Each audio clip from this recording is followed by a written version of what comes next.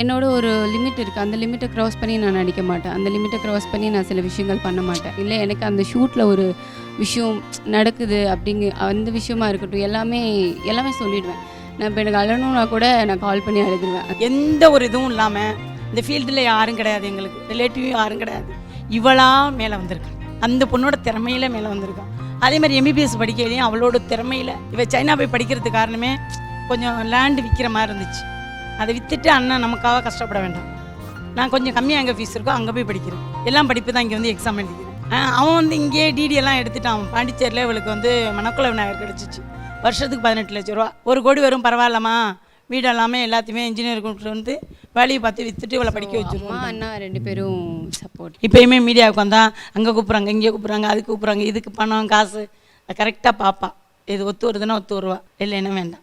அவளே சொல்லிடுவா, என்னையெல்லாம் கேட்க மாட்டான், அவளே சொல்லிடுவா இதை நான் வேண்டான்னு சொல்லிட்டேன். அதே மாதிரி தான் மீடியாவுக்கு வரும்போதும் சொன்னான். இதை கேட்டிருந்தாங்க, நான் என் ஃபிக்ஸர் அனுப்புனேன், உடனே வர சொல்லிட்டாங்க. நான் வேண்டான்ட்டேன். ஏமா வேண்டான்னு? நீ அனுப்ப மாட்டேன்னு தான். நான் அனுப்ப மாட்டேன்னு சொன்னவனா பாப்பா. ஏன்பா சைனா போய் இந்தியாவே ஒரு 3 வருஷம் இருந்துட்டு அவளே சமைச்சு சாப்பிட்டு வந்துட்டான். இப்போ அதை கம்ப்ளீட் பண்ணணும், அதுதான் பெரிய மன உளைச்சல் எனக்கு. இவ்வளோ தூரம் 3/4 கிணறு தாண்டிட்டோம். நான் அந்த எம்பிபிஎஸ்ஸை கம்ப்ளீட் பண்ணிட்டாள்னா பட்டப்பாட்டுக்கு கொஞ்சம் சந்தோஷமாக இருக்கும். அம்மாக்காக நீங்கள் நிறைய விஷயங்கள் பண்ணிகிட்ருப்பீங்க. அம்மா ஃபஸ்ட்டு நீங்கள் நடித்ததை பார்த்துருப்பாங்க இல்லையா, அதை நீங்களும் பார்த்துருப்பீங்க. அது எப்படி இருந்தது உங்களுக்கு? அவங்களோட சந்தோஷம் தானே எல்லாமே. நமக்கு ஆசை இருந்து அந்த ஆசை ஓகே சொல்கிற பேரண்ட்ஸ் கிடைக்கிறதே ரொம்ப கஷ்டம். ஸோ அதுவும் சிங்கிள் பேரண்ட்டாக பொண்ணு மீடியாவுக்கு வராங்கிறது எதாக இருந்தாலும் பார்த்துக்கிறான். உனக்கு நீ ஒரு விஷயம் ஆசைப்பட்ட அதை ஏன் எங்களுக்காகவும் ஊருக்காரங்களுக்காகவும் நீ நோ சொல்லணும். நீ எங்கே இருந்தானே, அது கிராமமாக இருந்தானே எங்கே இருந்தானே நீ போய் பண்ணு. ஸோ இன்னொரு விஷயம், இப்போ நீங்கள் சிங்கிள் மதர் அப்படின்றப்போ இது எனக்கு கேட்கணுன்னு ரொம்ப க்யூரியஸாக இருந்தது. எந்த ஒரு ஏக்கமே இல்லாமல் குழந்தைங்களை வளர்க்கணும் அப்படின்றது உங்களுக்கு பெரிய ஒரு டாஸ்க்காக இருந்திருக்கும் இல்லையா? ஸோ நம்ம அப்பா இருந்திருந்தா நம்ம டாக்டர் படிக்க வச்சுருப்பாங்க. அம்மானால அது முடியலை அப்படின்னு அவள் சொல்லக்கூடாது. அந்த ஒரு காரணத்துக்காக தான் அவன் பெரிய ஆக்சுவலி 12th 2-3 மார்க்கில் மெரிட் மிஸ் ஆயிடுச்சு.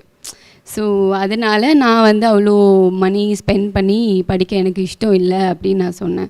ஸோ அவங்க இல்லை நீ இதை படித்தே ஆகணும். அப்போ நான் ஓகே, நான் இங்கே படிக்கல, நான் அதர் கண்ட்ரி போய் பண்ணுறேன், அவ்வளோ ஸ்பெண்ட் பண்ண வேணாம் அப்படின்னு சொல்லி போகிறது கொஞ்சம் கஷ்டப்பட்டாலும் அவ்வளோ வேணாம் அப்படிங்கிற மாதிரி. ஸோ அதுதான் அவங்க அந்த மாதிரி நினச்சிடக்கூடாதுன்னு சொல்லிட்டு அதை நிறைவேற்றணும்னு அவங்க அவங்க இங்கே பரவாயில்ல எதாக இருந்தாலும் பார்த்துக்கலாம், இங்கே இல்லைல்ல இவ்வளோ ஸ்பெண்ட் பண்ணி நான் படிக்க விரும்பலை. ஸோ நீங்கள் அதில் பாதி பண்ணி நம்ம அதர் கண்ட்ரியிலே பார்த்துக்கலாம், நான் கஷ்டப்படுறேன்னா நானே பார்த்துக்கிறேன் அப்படி சொல்லி தான் வந்தது.